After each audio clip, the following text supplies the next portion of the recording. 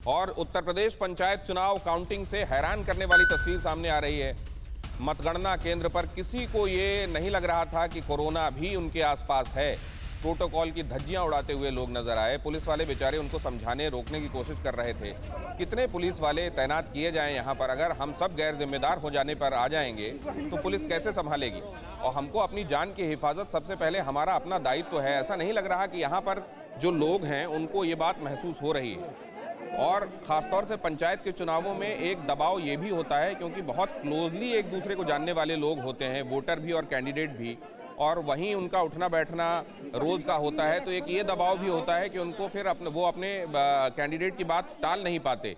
वो चुनाव में वोट देने वाला मसला हो या फिर मतगणना के समय अगर वहाँ पर पहुँचकर अगर उनका कैंडिडेट ये आह्वान कर दे कि आप सबको चलना है तो उनको उसको टाला नहीं जा सकता है। बड़ा मुश्किल हो जाता है उन लोगों के लिए। तो बहुत सारे लोग तो ऐसे हैं जो बिना मन के भी यहाँ पहुँचे, लेकिन अगर बिना मन के पहुँचे भी हैं तो वो डिस्टेंसिंग का भी ख्याल नहीं रख रहे हैं और मास्क का ख्याल भी नहीं रख रहे हैं। अभिषेक उपाध्याय हमारे संवाददाता इस बारे में आपको और ज़्यादा जानकारी देंगे। अभिषेक, पंचायत चुनाव वालों से भी आपकी मुलाकात हुई होगी जब आप कोविड कवर कर रहे थे वहाँ और दिखा रहे थे कि अस्पतालों के क्या हाल हैं, कैसे सिलेंडर्स नहीं हैं, ऑक्सीजन के लिए लोग तरस रहे हैं, कई लोग सड़कों पर ही प्राण त्यागे दे रहे हैं। लेकिन उस सब से किसी ने कोई सबक सीख लिया हो ऐसा नहीं लगता।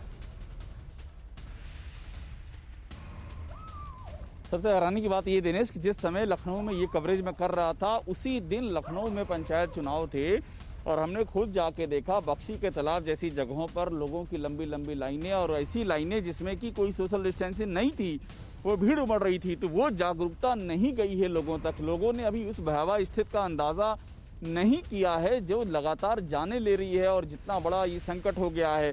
और फिर मैं कह रहा हूँ कि एक बड़ी जिम्मेदारी आम जनता की है और जो लीडर दिख रहे हैं, ये जो पंचायत चुनाव लड़ने वाले हैं, जो प्रचारक घूम रहे हैं तमाम पार्टियों के, ये भी इस बात को लेकर के आगाह नहीं कर रहे हैं, ये भी उसी जश्न को और बढ़ावा दे रहे हैं।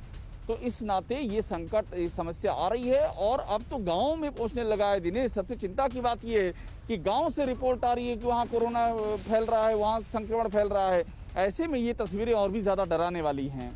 आपका फिलहाल शुक्रिया करूंगा मैं अभिषेक, और एक बार फिर से अपील करूंगा अपने तमाम दर्शकों से, खासतौर से चुनावी राज्यों में जहां आज नतीजे आए हैं वहां बेशक आपके समर्थन से जो आपने जिस कैंडिडेट को समर्थन दिया हो, जिस पार्टी को समर्थन दिया हो, उसकी जीत हुई हो, बेशक आप बहुत खुश हैं, सातवें आसमान पर हैं, पर मत भूलिए कोरोना हमारे आसपास है।